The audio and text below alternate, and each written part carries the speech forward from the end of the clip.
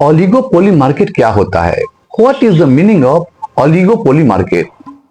आज के इस वीडियो में हम लोग डिस्कस करेंगे ओलिगोपोली मार्केट के विशेषता के बारे में, फीचर्स के बारे में और मीनिंग के बारे में। मीनिंग: ओलिगोपोली एक ऐसा मार्केट सिचुएशन है जिसमें किसी कमोडिटी के प्रोड्यूसर की संख्या इतनी कम होती है कि प्रत्येक सेलर का दूसरे पर डायरेक्ट इंपैक्ट होता है और वह मार्केट को इन्फ्लुएंस करता है। For example, cold drink industry, automobile industry, toothpaste industry, soap industry, steel industry and many more. अब हम लोग वन बाय वन डिस्कस करेंगे ओलिगोपोली मार्केट की विशेषताओं के बारे में, फीचर्स के बारे में। पहला फीचर ओलिगोपोली मार्केट का, फ्यू सेलर्स। ओलिगोपोली मार्केट में बहुत कम सेलर्स होते हैं।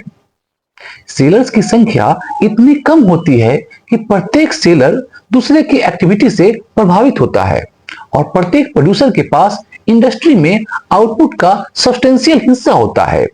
इसलिए उसके पास मोनोपोली पावर की एक बहुत बड़ी डिग्री होती है, शेयर होती है।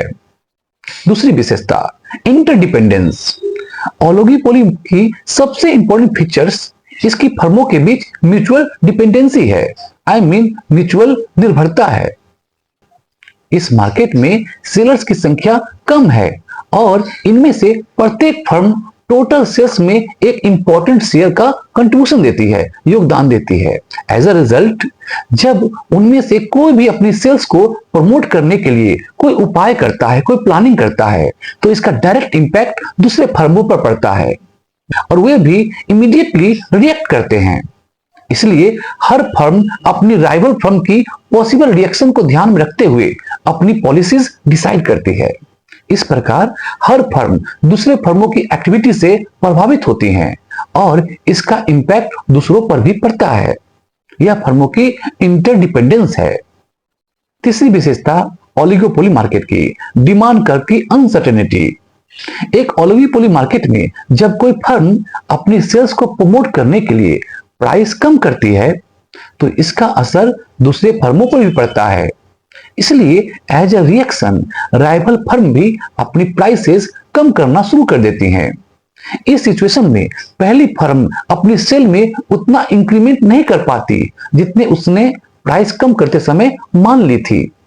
जब कोई फर्म अपनी प्राइस कम करती है तो उसके प्रोडक्ट की डिमांड में कितनी वृद्धि होगी यह उसके राइवल फर्मों की रिएक्शन पर डिपेंड करता है।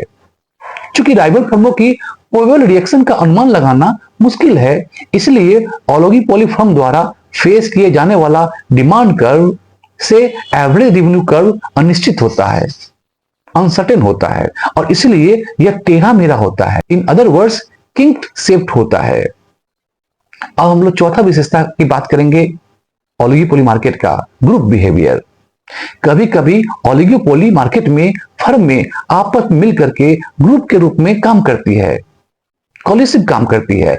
इस अरेंजमेंट के माध्यम से ये फर्में अपने इनकम को मैक्सिमम करने का प्रयास करती हैं। लेकिन कभी कभी ऐसा देखा जाता है कि कोई पार्टिकुलर फर्म अपना शेयर बढ़ाने के लिए इस अरेंजमेंट को तोड़ देती है, ब्रेक कर देती है। फिर ये फर्म में इंडिपेंडेंट यूनिट्स के रूप में काम करना शुरू कर देती है। ओलिगोपोली मार्केट में हम निश्चित रूप से कुछ नहीं कह सकते हैं कि फर्म में म्यूचुअल एग्रीमेंट से एज ए ग्रुप काम करेगी या वे इंडिपेंडेंट यूनिट्स के रूप में काम करेगी। जब वे इंडिपेंडेंटली काम करती हैं तो प्राइस वार होता है। वे एक ऐसे प्राइस पर एग्री हो सकते हैं जो सभी के लिए प्रॉफिटेबल हो सकता है। हर फर्म अन्य फर्मों के रिएक्शन के डर से इस प्राइस को नहीं बदलती हैं। यह सिचुएशन प्राइस रिजिडिटी या कहे तो मूल्य कठोरता की ओर ले जाती है। पांचवा कैरेक्टरिस्टिक्स, एडवर्टाइजमेंट एक्सपेंसेस। ओलिगोपोली में अक्सर देखा जाता है कि फर्में अपनी सेल्स और प्रॉफिट बढ़ाने के लिए प्राइस कंपटीशन के बजाय नॉन प्राइस कंपटीशन को अपनाती है। अंडर नॉन प्राइस कंपटीशन वे अपने प्रोडक्ट की सेल को बढ़ाने के लिए एडवर्टाइजमेंट और सेलिंग टेक्निक्स का उपयोग करती हैं। इससे उनका एडवर्टाइजमेंट और सेल्स पर एक्सपेंडिचर बढ़ जाता है। यह सोसाइटी के लिए बहुत बेनिफिशियल नहीं हो सकता है क्योंकि अल्टीमेट बर्डन कंज्यूमर पर ही पड़ता है। छठा विशेषता ओलिगोपोली मार्केट का, nature of product. Oligopoly firm homogeneous या हेट्रोजेनस प्रोडक्ट को बेच सकती हैं, सेल करती हैं। कुछ oligopoly firm homogeneous product like cement, LPG cylinder gas etcetera sell करती हैं। इन्हें प्योर ओलिगोपोली के रूप में जाना जाता है। कुछ oligopoly firm differentiated heterogeneous products like Coca Cola drinks sell करती हैं और इन्हें इम्प्योर या इम्परफेक्ट ओलिगोपोली के रूप में जाना जाता है। सातवां विशेषता ओलिगोपोली मार्केट का, very difficult for new firms to enter. Under oligopoly market generally केवल कुछ फर्म होती हैं और नई फर्म ह्यूज कैपिटल की requirement, patent issues and like many more reason से मार्केट में आसानी से इंटर नहीं कर सकती हैं। केवल वे फर्म ओलिगोपोली मार्केट में एंटर करती हैं जो इन बैरियर्स को क्रॉस करने में एबल होती हैं, सक्षम होती हैं। As a result of difficult entry कुछ एग्जिस्टिंग फर्म लंबे समय तक एब्नॉर्मल प्रॉफिट कमाती हैं। अब लोग बात करेंगे types of oligopoly market. Oligopoly market कितने प्रकार के होते हैं? पहला, कोलिसिव ओलिगोपोली, जब फर्म में एक यूनिफॉर्म प्राइस आउटपुट पॉलिसी के बारे में समझौता करती हैं तो इसे कोलिसिव ओलिगोपोली कहा जाता है। एग्रीमेंट ओपन या सीक्रेट हो सकता है।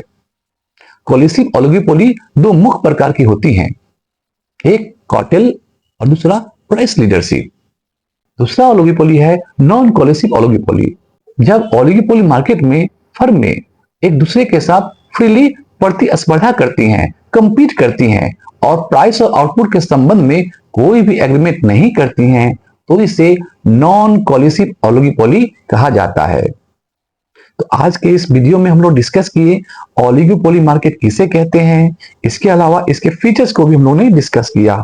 आशा करता हूं इस लेक्चर के साथ, इस वीडियो लेक्चर के साथ आपने बहुत कुछ सीखा होगा ओलिगोपोली मार्केट के बारे में। हमारे इस वीडियो को लाइक, शेयर और फॉलो कीजिए और हमारे चैनल को सब्सक्राइब कीजिए। थैंक यू, धन्यवाद।